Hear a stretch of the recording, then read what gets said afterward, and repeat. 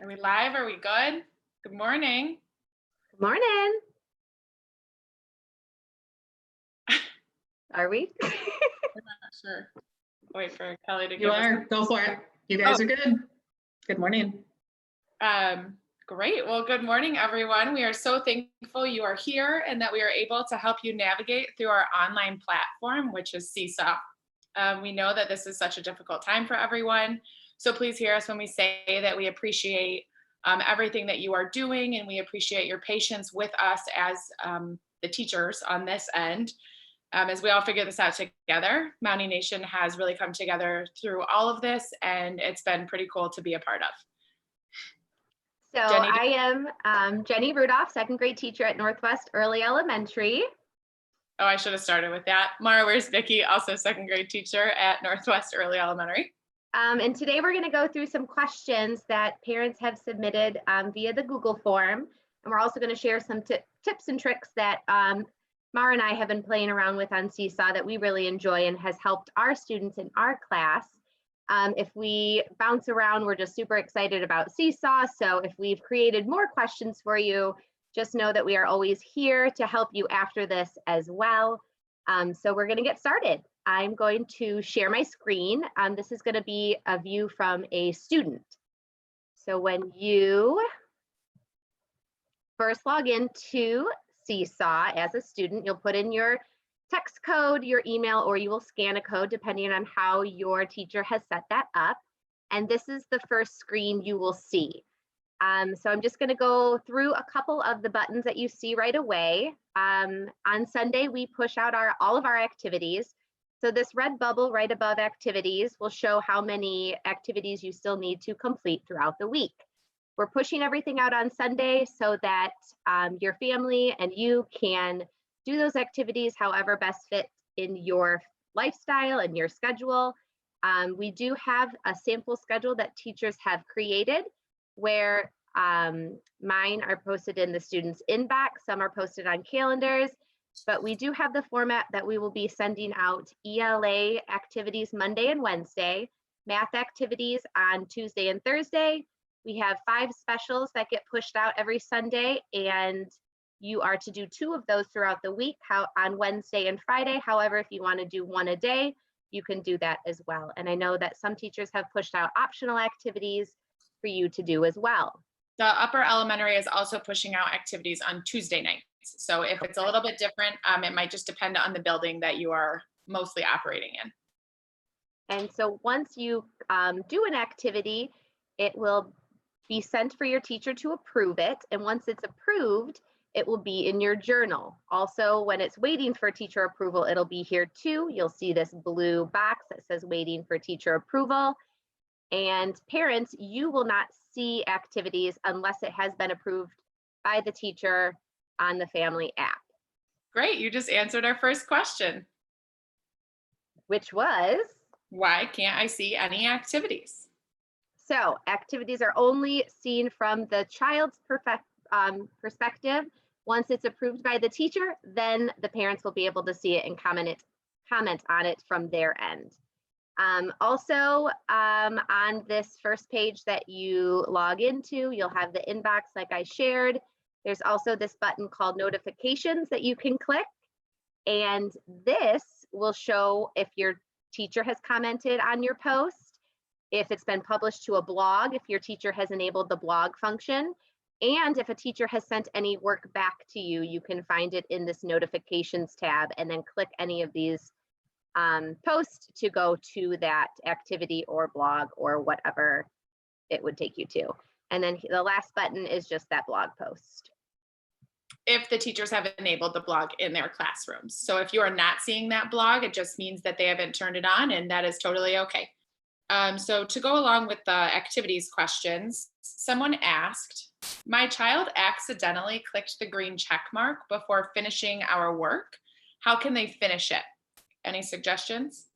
All right, so if I am in an activities, I'm going to, as a student, click add response.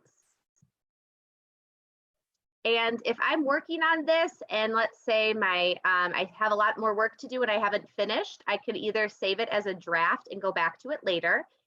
If I accidentally click the green check and I'm not quite done yet, it's removed from my activities page and is now found in my journal. Now I can click these three dots and click edit item, and I can continue to work. If I saved it as a draft, a button will say finish your project. What if that edit item button is not there? I would have your parent email the teacher so they can enable that button. Great. We did get a question about emailing or even messaging the teacher in SeeSaw. Is there a good way for a child to submit a question to her teacher about any of the work items on SeeSaw? And so my response to that would be the quickest way to message the teacher would be to ask your parent or guardian to send a message through that messaging feature on the family app. There's no instant messaging function for students at this time. While teachers can send announcements out to their students, students cannot actually reply. So as a student, if you have a question, there are a few ways to navigate this. You can submit your work as a draft and then, or save your work as a draft and then comment on the post itself. And then wait for a teacher response before going back into edit.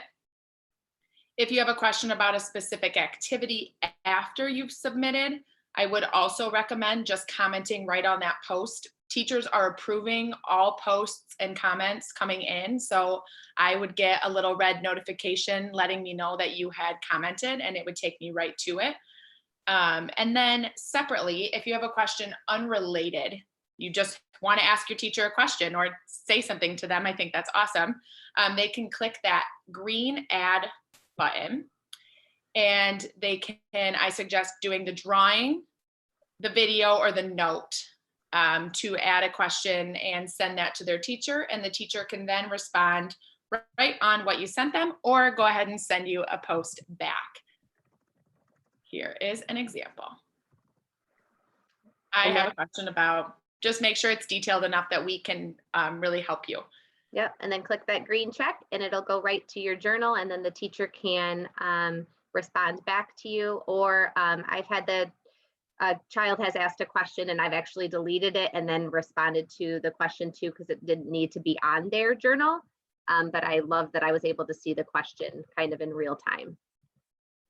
Great. Our next question, and I know that you've had some experience with this in your house, is what tools can I use to help my child while coloring? The space is small and the colors go over the lines when using the marker tool. So do you want to go ahead and share, Jenny, what you have found? Yeah, so I have this activity up and now I'm looking and I have to delete it really quick so it's back at my activities. So when a student is on their activities page, they're going to click add response. And this is what would pop up. This is just a sample activity with coloring. So when, if the space is super small, if you're using an iPad or a computer, or even I know some students are using phones too, it really helps to use this magnifying glass with the plus button to get zoomed in. So when you click that, a little pop-up box will appear and you're going to click this plus button and it's going to zoom in. And if you see this white area, I can actually drag it to where I want it to be. And then I can also zoom back out. But if I zoom in, now I can use any of these coloring options to do my work with more detail. So the first option you have is the pencil. Now, if I click this twice, another pop-up will appear and I can change the thickness of my pencil. This next one is the marker tool. Again, you can double click it and the thickness you can change. Now, this is the tool that we've been using for coloring. That's been working well for my young 5 student or child. And this way it doesn't cover up the line so they can still see where they're coloring. And again, if you double click that, you can change the thickness. Over here, you can change the color that you are wanting to draw. And then you would just begin to color. And again, with that highlighter tool, it doesn't cover up the lines that you are trying to color. Oops. Undo. Like that, undo. And then I would just zoom back out to my original document, and then you can see it there. There's also the eraser tool, same thing. You can just delete the whole thing or change the thickness of the eraser. Great. Our next question kind of goes right along these lines. It says, my son has been struggling to get the text boxes the right way on his math activities. The area is really small and the boxes are really big. Jenny, can you pull up a math activity so that I can walk through this? Awesome. So this is another place that Zoom feature is really helpful. I know that I definitely have a couple students in my class who struggle to get those text boxes the right size. If you are using the Zoom, it will help the text boxes fit in the smaller spaces. So go ahead and zoom into one of the problems. Yeah, I'm going to show though, when I do this, see the text box just pops up automatically and it's very large for this paper. Whoop. So if I zoom in and click that same text box. And then you just go ahead and type in the word name, so 62. And then you drag it to the line. It's going to be the exact size that SeeSaw deems to fit in that space. And when you zoom back out, it keeps it that small size, which is really nice. Additionally, you can change the font color, the size, the actual font style itself. You can give it a background. These are things that some of the kids have definitely figured out and began playing around with. But again, this will add extra time to your work. So don't feel like you need to do any of this. Yes, by clicking those three dots and then going into style, you can change the font right here. You can change the text box so it doesn't have any border. It has a border or it's solid. And again, over here, you can change the color of the text box as well. So these three dots, style, and then you can go to the left, centered, or to the right. Awesome. Additionally, some things that our students have problem solved in our class is if you see in the right-hand corner, there's that 1-1 box. If you click that, it's going to give you the option to add an additional page or add an additional slide.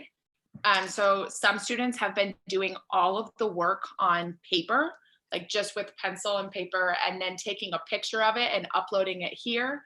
There are so many features in SeeSaw that are awesome. They could use the text tool here to write out their number sentences. They could draw if they needed. They could add a background potentially if they were doing like a writing. There's a really cool background like for lines or even the dotted lines. They could also use the shapes. So if it was something with math, maybe at the lower level and they needed a base 10 block manipulative, SeeSaw actually has that in there. So just remembering flats, longs, and cubes, hopefully the kids know what we're talking about. So those are just some little features to play around with. And then just quickly, while you have this open, Jenny, and you are in the assignment, do I have to exit out if I need to see the instructions again? You do not need to exit out. The instructions are always right up here at the top, view instructions. And I know that there has been multiple activities posted with multiple instructions and you might forget what you were doing. So always clicking up here, you can reread it, or I know a lot of teachers have added their voice to the instructions and you can listen to it again there. Awesome. So that kind of just shows you inside of an activity, all of the different things that you can play around with. There are probably a lot more, and I'm sure that the more familiar you become with SeeSaw, the more comfortable you will be in using some of these. Yeah, and even also with the three dots, you can duplicate too. I know with the base 10 blocks that you, instead of going back to that shape button and finding it, you can duplicate shapes as well. Perfect. And then just to keep in mind, I know that some teachers have assigned activities that are multiple pages. So like I have had a lot of students submit work with only the first page done and the rest of it being incomplete, and I've had to send it back. So just a little plug to make sure that you're checking, or the student is checking, if there are multiple pages of work to do as well. Awesome. We have another question. It says, how do you put emojis on SeeSaw homework using a computer, or can it only be done using a phone? So the quickest and easiest way to use emojis is going to be a phone, iPad, or some type of tablet where you have the emoji keyboard already set up. However, if you want to add emojis to your laptop, you can use the Google Chrome browser and add an extension. So you would Google emoji keyboard for Chrome. And then you're going to select the first option, which says emoji keyboard, emojis for Chrome, Google Chrome. And then you will click add to Chrome and a pop-up is going to appear and you're going to click add extension. And it's going to put a little rainbow heart in the top right hand corner. And then, yeah, exit out of that, sorry. And then when you click on that, it's going to pop down a ton of different emojis that you can then use. So that is just one little trick that we have been playing around with. But again, this is only a feature that I'm aware of that works in Google Chrome. So if you are using Safari or Internet Explorer or another browser, you either have to figure out what they use to do this or switch over to Chrome. Great, and our next question is, there are many times my son cannot read the text in the app. When I try to make it bigger, it distorts and makes the text pixelated. How can you print the assignments, or how can you edit the text size without losing the quality? Great question. So this is definitely something that people have been asking. First, we hope that the Zoom feature has helped to eliminate the need to print. We really enjoy seeing completed work through the SeeSaw platform, and there's really not an easy way to print because that is not the purpose of SeeSaw. However, we have played around with it a little bit, and you can click the add response. So it's open to the activity that needs to be completed. And then if you notice right up next to that Zoom magnifying glass, there's a frame. And if you click that, it's going to clear your screen of all of the tools, which gives you like a clean image. And then you can either click File Print or Control P on your keyboard. Now, as you can see when this pops up, it is not, oh, it is. So Jenny has played around with it before. This is not how it will pop up for you. You'll have to go into those settings and scale it accordingly. I recommend between 80 and 100, because as you can see, if it goes into like the default, it will not appear clean. You have to play with the landscape or portrait layouts and just see what works for you. We do see a lot of students problem solving on their own. Like I said, we've had multiple students do their work on scrap paper and then click the add page. Be creative. Your teachers are super flexible in how they are receiving the work, and they will let you know. Again, yes, print is obviously an option, but not recommended by SeeSaw. So that is kind of why it's not as easy as it maybe should be, or we all think it should be. And then just, I think that's it for questions, unless there are any that we missed or any other features we want to talk about.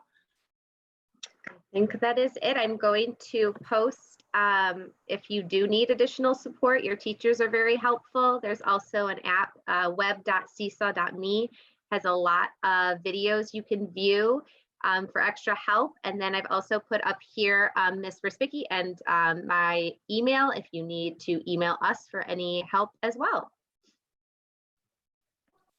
Awesome. So Kelly, I think that's all we have at this time, unless any questions came in on that YouTube comment stream.